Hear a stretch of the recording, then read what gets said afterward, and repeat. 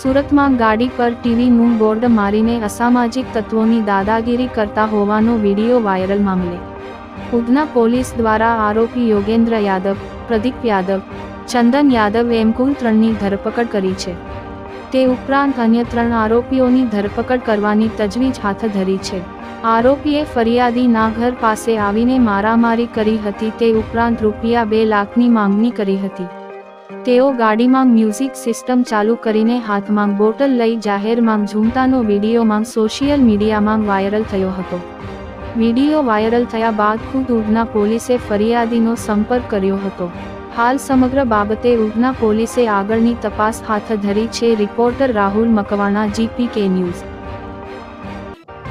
Udhna police station વિસ્તારમાં પ્રભુનગર કરીને જે એરિયા છે ત્યાં એક વ્યક્તિ રહે છે, પપ્પુ બાટે કરીને।